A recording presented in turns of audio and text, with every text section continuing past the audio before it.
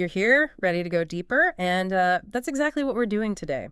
On the deep dive, we're tackling a really big one, wealth inequality in America. Yeah, it's a huge topic. We've really dug into this document, wealthinequality.pdf, pulling out the key themes. Wealth, freedom, responsibility.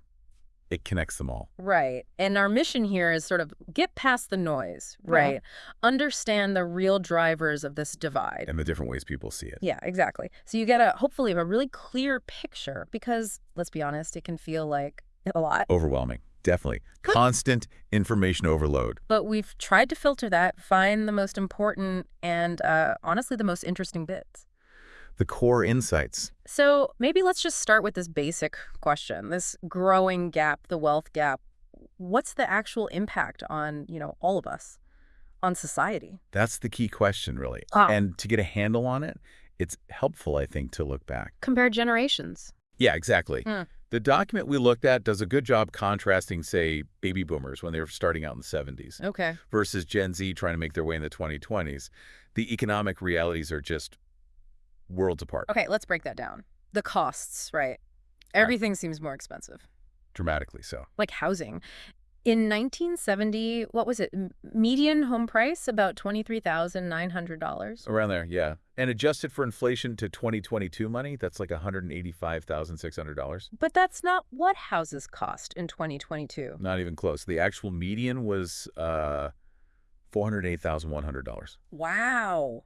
So wait, that's a 120% increase even after accounting for inflation? In real terms, yes, 120% jump. So that first step onto the property ladder. It's just so much higher now. For many young people, it feels almost out of reach. And that used to be a key way to build wealth, Totally. And it's not just housing, is it? This connects to other costs, too. Oh, absolutely. Higher education is another big one. Right. College tuition. Back in the 70s, adjusted again, maybe $3,500 a year for public college. Okay. In today's money. Yeah.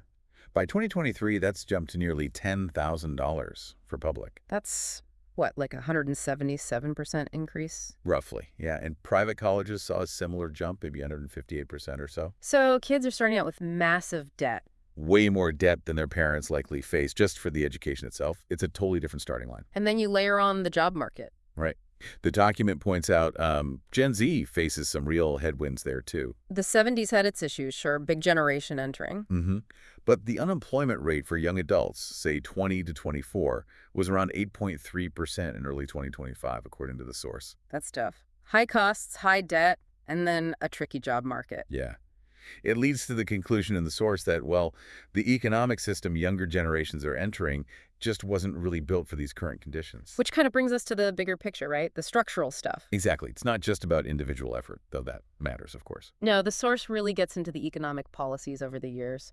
Yeah, things from, the Reaganomics era through to more recent tax changes.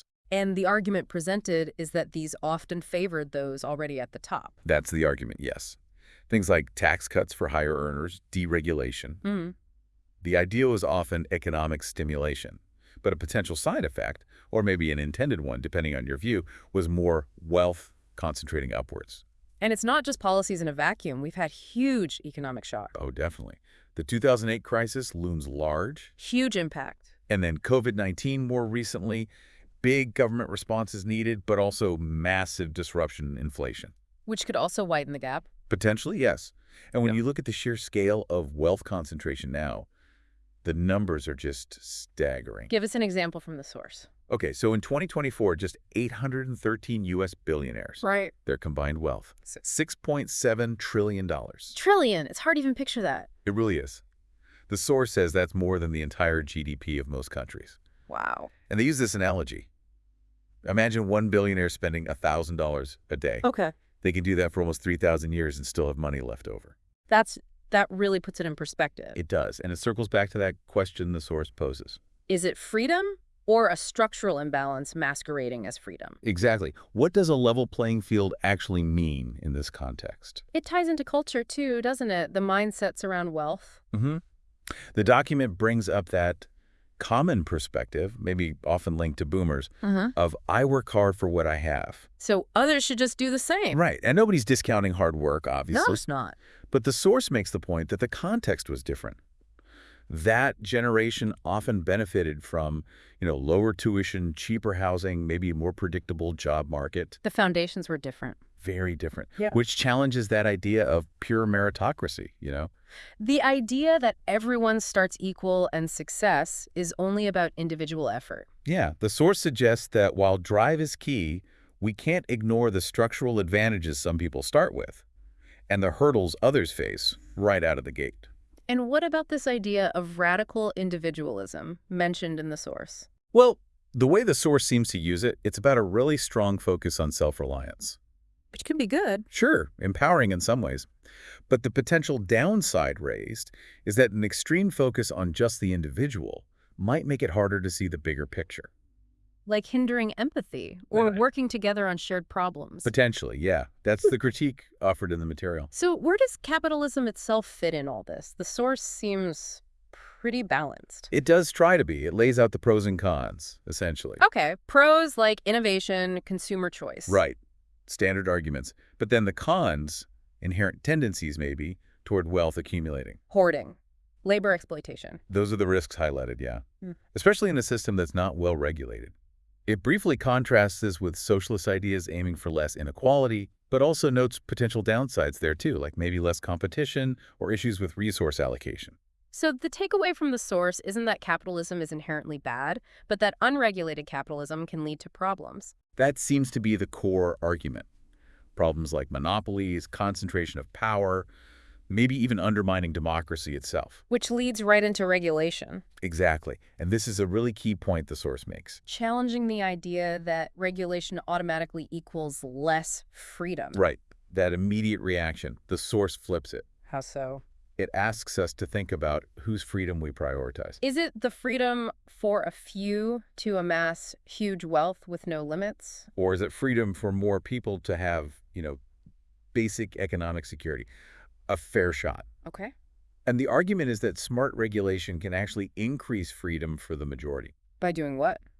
Ensuring fair wages, access to housing? Things like that. Preventing exploitation, protecting consumers, workers, the environment. So regulation as a, what did the source call it? A guardrail. Yeah, a guardrail for freedom, ensuring it's shared more equitably, not just concentrated. That reframes it quite a bit. It's not just regulation versus freedom. They could work together. That's the idea. Yeah, okay. Then the source brings in this concept.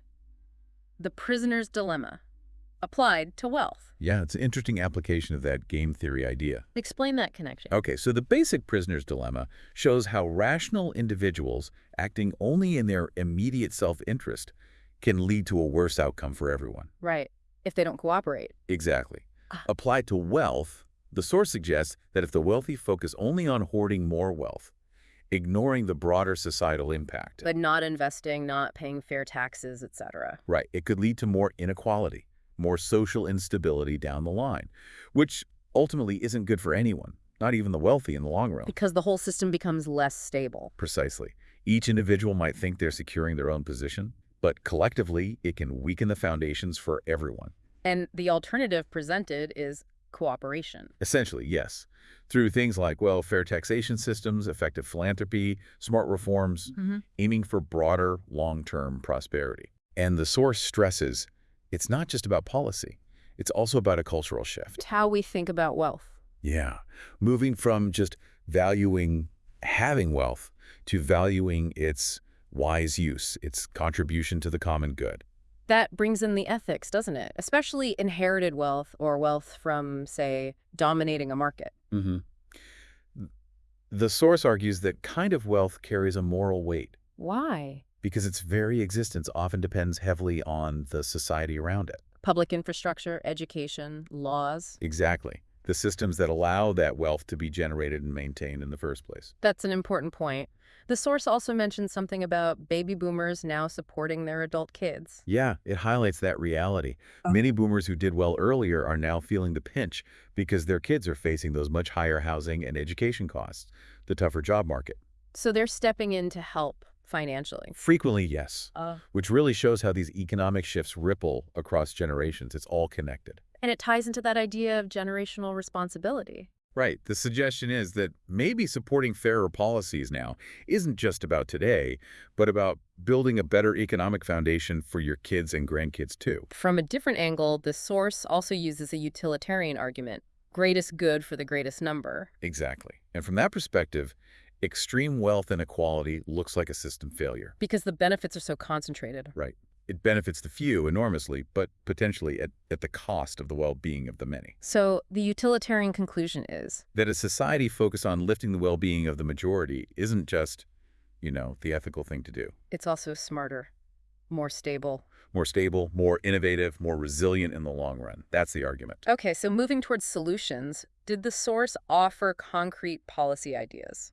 It did list several common proposals, yeah. Yeah. Progressive taxation was one. Meaning higher earners pay a larger percentage. Right.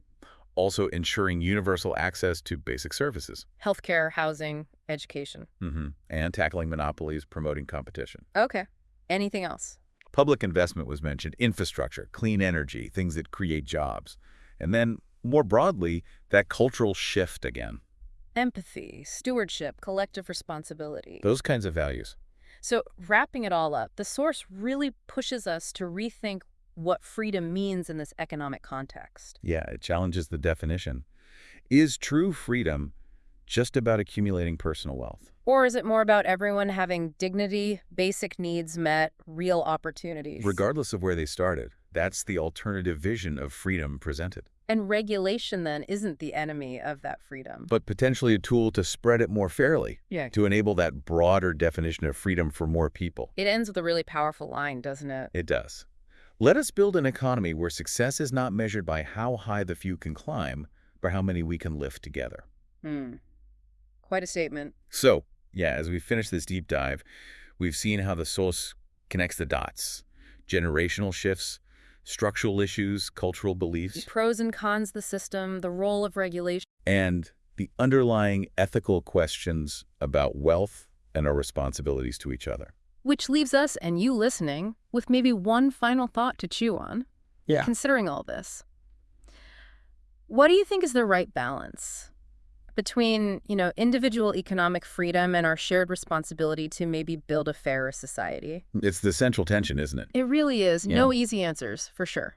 But hopefully this discussion, this deep dive, has given you some useful perspectives. Food for thought as the conversation continues. Exactly. Thanks for joining us.